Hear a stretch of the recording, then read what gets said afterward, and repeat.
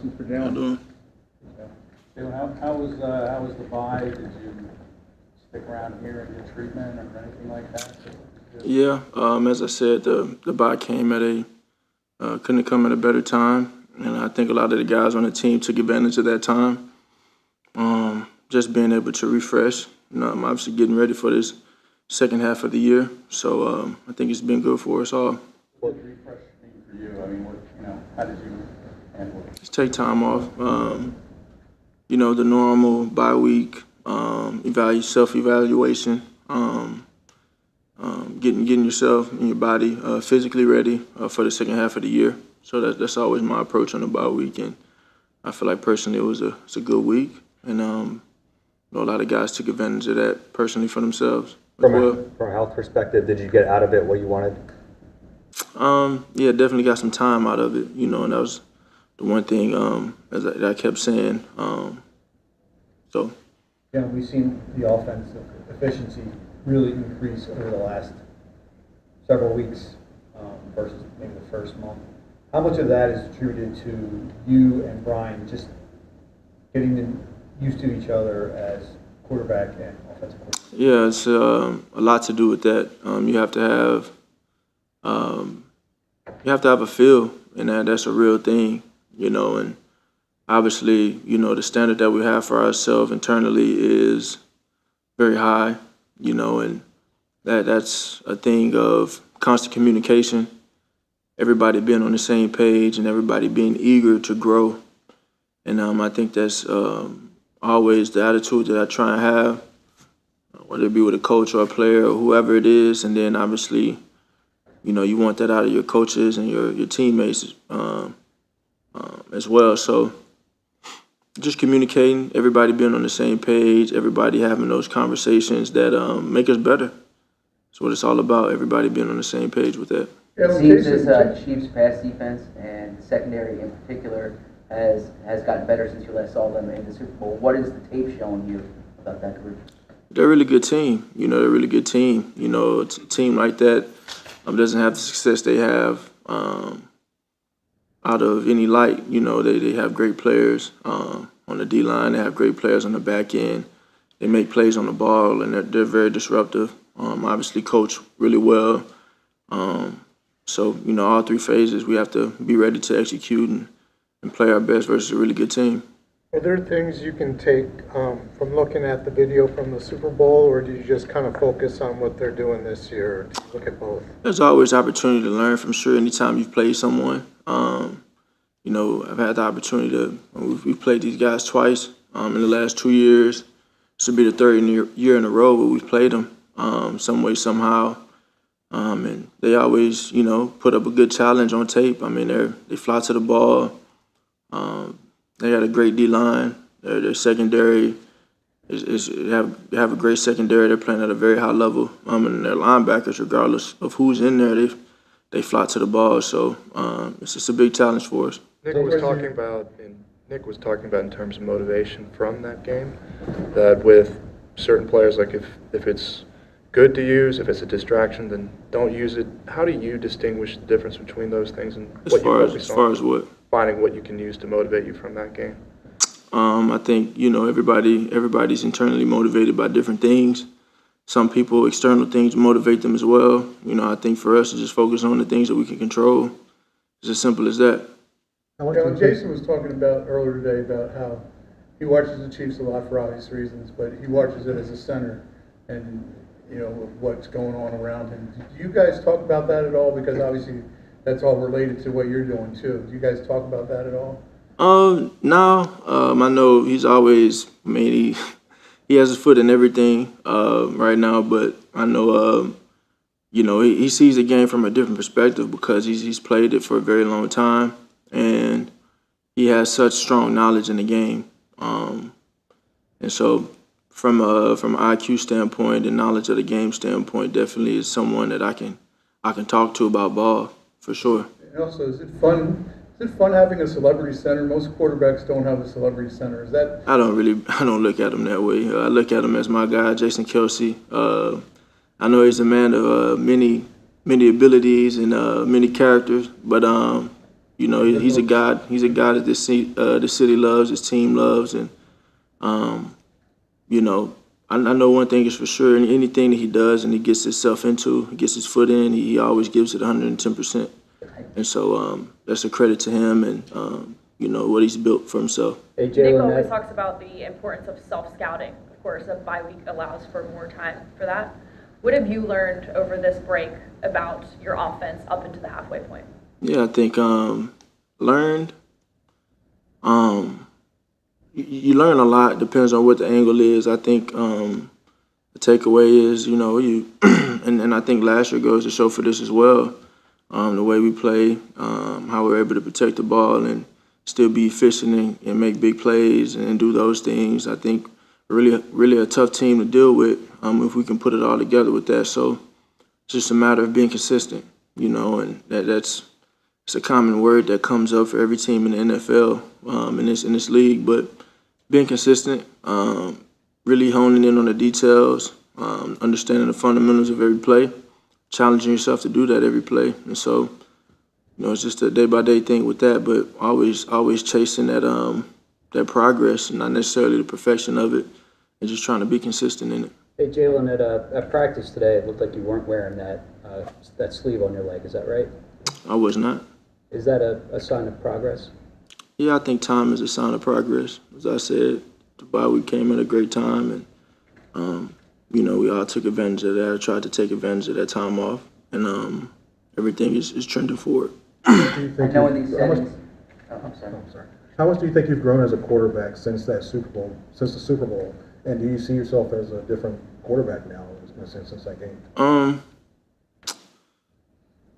Man, I try to grow every day. I literally take it day by day. I think, you know, when you have the opportunity to play in those big games, you have the opportunity to play and kind of be in those moments. You know, there's always a ton that you can take away from. But that moment is no different than week 1, week 5, or week 10 this year. So you take what you take from it, you grow. Everything is a true lesson in it. Just trying to move forward. I know in these settings you downplay the quarterback matchups, if you will, but obviously you and Patrick are linked in the sense Super Bowl quarterbacks, top 2 in MVP voting. How much do you pay attention to him on a week-to-week basis, how he's doing? I mean, he's obviously he's playing for a really good team in this league, and he leads his team very well. And they've always had a great thing going. Just the level of consistency that they've been able to play, and not only play but win. And so he's always done a great job. Everything that he's been able to do over his career, have a lot of respect for that, and you know, it'll be a battle. You spent a decent chunk of time around Patrick and leading to the game, you know, the Super Bowl. I guess did you learn anything about him during that time? Not nothing in particular. You mentioned that you were focusing on things that you could control coming into the offseason. What did you find that was within your control to build on that? You know, just my mentality, my attitude, my approach, my priorities and what matters, you know, and you know, trying to win. So all the little details that go into doing so, that's what my focus is always, winning. Okay, thanks everyone. Thanks. From having to cover him. He's the best tight end, especially in our generation. I would think all generations, and I would put him and Grunt up there with some of the best tight ends that ever played a game. Just an elite route runner, very crafty, very savvy. You know, he doesn't look like he's the fastest guy, but he has deceptive speed, built to speed kind of guy. And, you know, it's kind of like backyard football a little bit. You know what I mean? He's gonna change his routes based upon what your leverage is, and you know he has so great rapport with Patrick Mahomes, and kind of knows, he feels scramble drills like they have different things that they practice as far as like when he scrambles, where he goes and things like that on his route. So it's gonna be a tough cover, and I don't care who you put on him, corner, safety, backer. He's just tough to cover, so it's just one of those deals where you just got to keep straining because, you know, his first route might be covered, but it's the second route that hurts everybody, and then he obviously is very good with the ball in his hands. In your career, what's it been like as you guys prepare for this game, watching tape of the Super Bowl? Is it tough to just watch it for what it is? We've seen it a lot at this point. I think it's whenever you watch it, there's plays that you want back and things that were there that weren't capitalized on, which is frustrating. But all in all, didn't work out. No sense on, dreading on it or looking back at it any other way. We had an opportunity to win the game and just didn't get it done. We're more just focused on this one. They're a much different team right now. The defense is playing unbelievable football. Their offense always does with the playmakers that they have, the quarterback they have, and Pat Mahomes and Andy Reid. But I think the thing that really stands out that's drastically different is their defense is playing really, really good football right now. They play well as a unit. They have great players. Spagnuolo played against them a lot, and he's doing some really, really good things right now for them. So we're very much trying to prepare for this game. This is among the most in the NFL historically, and this Yeah. year. Jalen, in terms of the numbers, is better. You guys are better against the blitz this year. That's good. All right. What would you say? What would you attribute that to? That we're better against the blitz? I don't know. I mean, there's so many things that go into to those statistics. I don't know that we're schematically doing anything that's that much better or that we're executing better. I'd have to answer that honestly, I'd have to really dive in and dig and find out maybe why we've done better. Obviously, as Jalen gets reps, he's going to continue to get better across the board. But I don't know that I could answer that honestly. Nick was talking about how you could use the Super Bowl as a good motivation. If it's not, just leave it behind. I prefer not to even use it. Nope. So how long? It's not the same game. I mean, I'm motivated to win the game. I don't need the Super Bowl to motivate me to beat my brother or Andy Reid. And I've never beat them in my career. I'm more motivated maybe by that, but I don't buy into Super Bowl revenge games or each season is different. This team is not the same. That team is not the same. Nothing that goes out there and happens on Monday night is going to at all change or make anything different about what happened last year. Are there parts that were lasting lessons, though, leading into the season at least? Yeah, I mean, you learn from every game. There's certainly things that we take away from that one that, we're better moving forward from. But that's every game. Every game you should be learning something. You should be making corrections. You should be making sure that things don't happen. You don't have repeated mistakes or you don't, you approach it differently maybe the next time around. And I think that, that game's no different. What's most different about their defense? I think that they are really, really good as a unit. I think that they've had good personnel. They still have good personnel. The DBs are getting older. They were very young last year, so they're a year more experienced. They have a great player in Chris Jones up front. But I think if you watch the tape, I mean, not to keep talking about Spags, but I think he's doing just about as good as he's ever done in this league, and he's been a great coordinator for a long time. They play well as a unit. They disguise things. Things look similar, so it's hard to tell what's coming when. And he's always done that in the blitz portion of it. But I think, and this isn't just Spags, I think what a lot of teams have evolved to in the blitz game portion of the. Used to be you blitz, it's like live by the sword, die by the sword. You're exposed for a big play. And I think now more than ever, teams have done a good job of blitzing or making you hot, but keeping things in front of you and not giving up an explosive. And I think that these guys do a great job of doing that. And I think they make it disguised, they make everything look the same. You really have to be on your A game. Jason, when you were deciding to come back for another year, how much of a factor was the fact that this game was on the schedule, an opportunity to play your brother again? 0. Yeah. I'm only, if I want to play, I want to play. It's not gonna, the opponents don't factor in on that. I think our team, like intrinsically, the fact that we still were returning a lot of players and, Jalen and a lot of those things factor in because you're motivated to have success and winning football games is fun. But yeah, zero thought went into who we were playing. Jason, The how level of have you, insight and understanding that you had about the Chiefs, is it just based on a center preparing for a game, or is it because of the amount of times you get to watch them because of your brother? Yeah, I mean, it's even when I watch any game, I'm watching it like I'm a center preparing. I think you get ingrained in that. I've talked to guys, once they get done playing, I think that changes a little bit. But I can't help but, any football game I'm watching, I'm looking at the D-line, or I'm looking at, they're mugging up a backer and they're blitzing from over here, they're doing this on third down. I'm always kind of looking for those things, and I watch the Chiefs every opportunity I get, which this year has been quite a bit. Normally, we kind of match up a little bit more, but I think with the primetime games and both of us being slotted in kind of these spots where we're either one, maybe two games happening at a time, I've been able to watch them quite a bit more this year than usual. Jason, what's it been like kind of dealing with the celebrity and obviously, with, you being the sexiest man and your brother dating Taylor Swift and your mom and, everything. What's that been like for you and your family?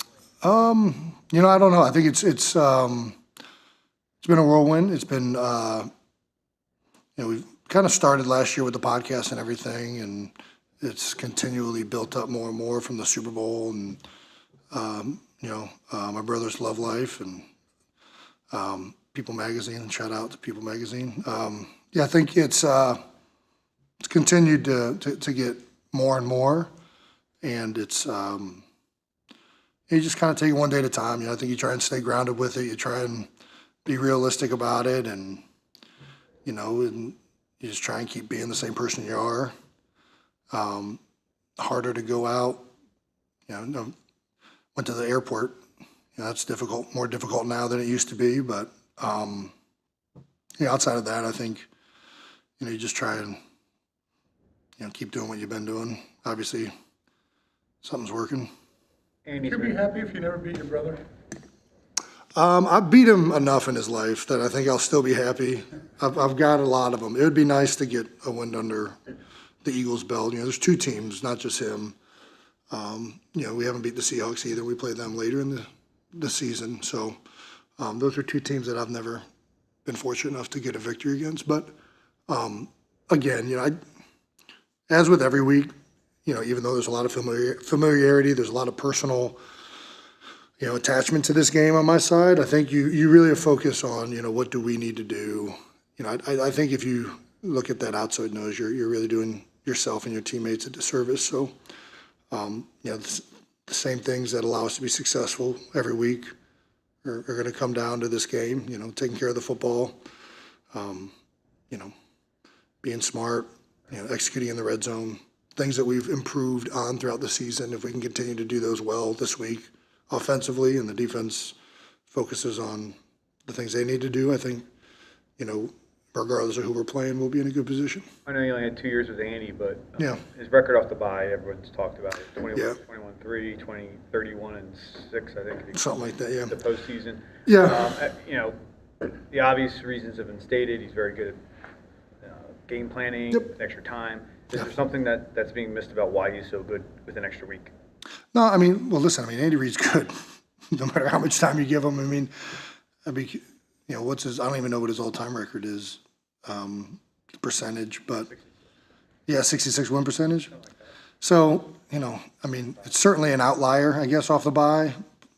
But I think that what it probably comes down to is he's a brilliant football mind, and he gets a little bit more time, and whenever you get to step away from something and then you come back, there's a little bit more energy and a little bit more enthusiasm from kind of breaking it up for a little bit, and especially with the amount of time the coaches put in. They're here in season nonstop, so to step away and then also have a little bit more time to scheme things up with a guy that's as good as it gets in that regard, I think that probably factors into a higher win percentage after a bye week. Jason, what are your thoughts on a run game that hasn't been on track much these past couple weeks? I just we're not really executing at the level that we have in the past. I think we're doing some things good. I don't think it's any one player. That's one of the difficult things about the run game.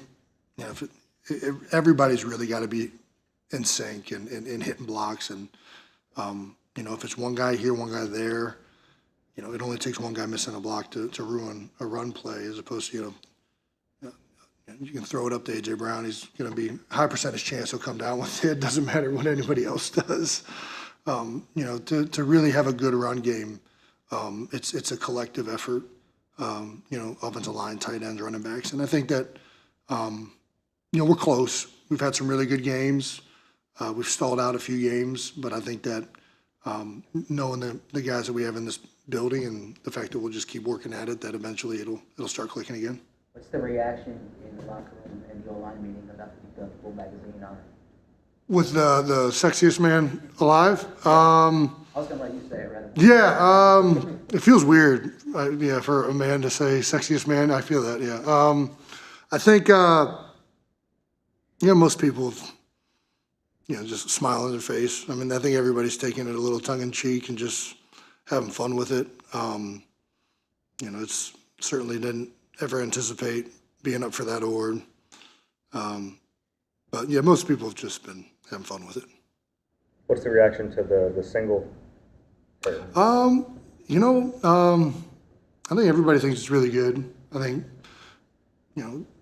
most of the people that I think are really jazzed up about it are people that are familiar with the original from the Pogues, and I think that song elicits a strong response from people that really like it, including myself. So I think the fact that, we quite honestly probably could have gone up there and, just completely butchered it, but the fact that we did the song, those people are going to be pretty fired up regardless. So, no, really, really happy that the reception has been good. Everybody's been fired up about it. And, we have such good musicians that help us out. I still remember when Nick Krill, shout out Nick, sent the final version over to me. But man, I don't know what you do behind the boards to make my voice sound at least listenable. But good job. Yeah. Can y'all feel that? Can you feel what's about to happen on this field, man? Can you feel what we about to get into? They don't respect us. They don't know about our heart, man. That thing that's beating your doggone chest right now. Whatever you got today, I got to have it. What are you gonna bring to the doggone table? Are you gonna bust somebody in the